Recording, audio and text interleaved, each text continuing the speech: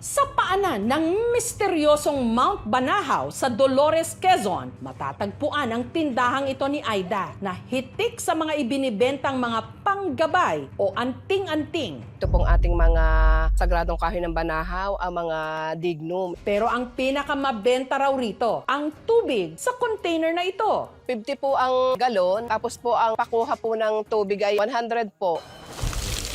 Iniigib pa raw ang tubig mula sa isa sa mga sagradong lugar sa Mount Banahaw. At hindi lang daw ito nakapapawi ng uhaw, nakagagamot din daw ng mga sakit. Pambihira yung lasa niya kasi ano siya, parang virgin water siya. Pag uminom daw ng tubig, parang nakikilensya. Tuwing mahal na araw, daan-daang mga deboto ang dumarayo sa Barangay Santa Lucia para sa tinatawag nila pamumwesto. Inamo ka ng pakundang sa karapatang kawasinta namin. Para itong pilgrimage, binibisita ang sagradong mga lugar ng Bundok Banahaw na kung tawagin nila, pwesto, ang mga nagsisilbi nilang gabay. Kung tawagin, mga pator, gaya ng 77 anyos na si Lola Stella. Marahil po kaya malakas ang aking katawan dahil po sa mga gampanin na iniata sa aming ninuno. Ang mga pwesto, itinakda pa raw ng kanyang lolo Agripino. Si Agripino Luntok ay tagapagtatag ng ermitanyong tradisyon sa Bundok Banahaw. Sa bawat pagkakataon na gusto niyang umalis, may masamang mangyari sa kanya. Kaya bumalik siya doon at doon nakakaroon ng inspirasyon ng marami iba't ibang grupo ng nagtatag din ng kanilang tradisyon na may pakiugnayan sa Bundok Banahaw. Tuwing mahal na araw, pinupuntahan daw ng kanilang grupong Spiritual Group Banahaw Association ang lahat ng mga pwesto.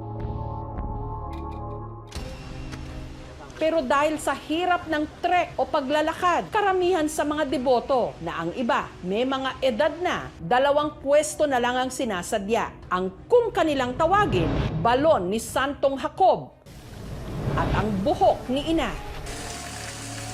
Kung saan naiigib ang pinaniniwalaan nilang di umano miracle water. Para marating ang buhok ni Ina, kailangan munang baybayin ang napakatarik na hagdang ito na may 270 na baitang. Ang residenteng si Epoy, hindi na raw alintana ang mag-akyat panaog sa hagdan. Ang mga deboto kasing hindi kayang bumaba. Siya raw ang pinakikisuyuang mag-igib ng tubig. Almost 20 years na po akong nag-guide. Hindi nila kayang magbuhat ng malaking tubig. Lalo na kung gusto nila madaming tubig ang may uwi sa kanilang pamilya at sa may sakit.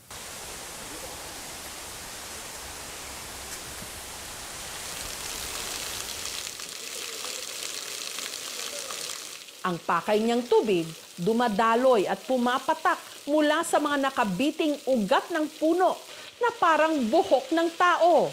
Kaya ito binansagan ding buhok ni Ina. Dito po kami umigib ng tubig para maiuwi sa aming pamilya at maigamot sa may mga sakit. Dito po sa buhok ng ina. Dito naliligo ang mga deboto sa pag-asang gumaling ang mga iniinda nilang karamdaman. Mayroon din po akong sakit na walang kagalingan. Sabi sa akin, ang Panginoon mismo nagsabi sa akin na ako'y lalong kumakapit sa Kanya dahil umasa ako sa Kanya na pagalingin niya ako. Madami na din namang nagpapatunay na madami nang nagawang milagro yung buhok niya na yun.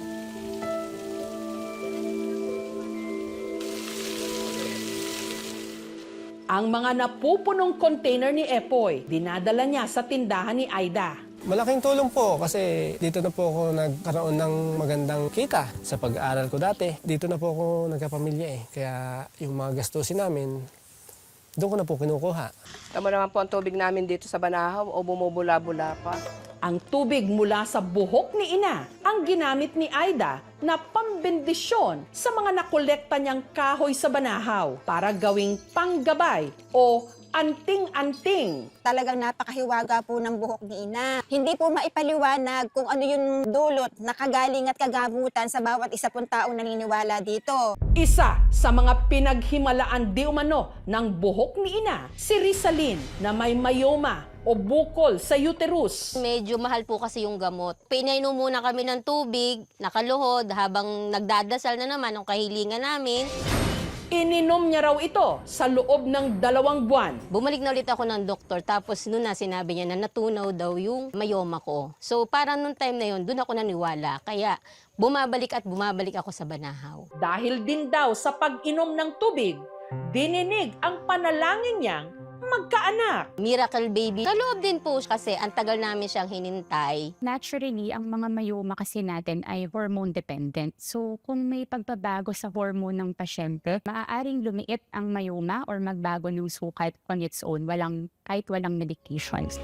Isa pa sa mga dinarayong pwesto sa Banahaw, ang sagradong balon ni Santong Jacob. Pinipilit po namin maging tahimik dahil po para sa amin ang lugar nito ay banal. Ang madalas daw na sumasadya sa balon, yung mga may espiritual na pangangailangan. Inuulam, naagaway, na matanda, na daw-daw. Doon naman po yun tatanggalin po sa paniniwala.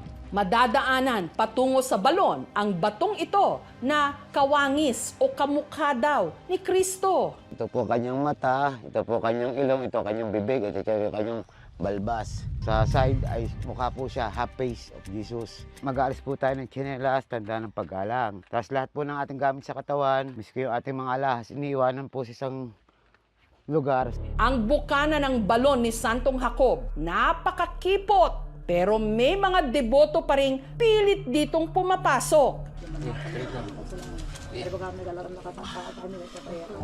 Gaya ng naabutan ng aming team na sina Ador at Vanji. Dumanas po ako ng stress po sa pag-iisip dahil ko po sa yung dati pong bisyo. Kami po'y naniniwala na sa pamamagitan po ng bundok Banahaw na ito, ay kami patatawarin ng Panginoon.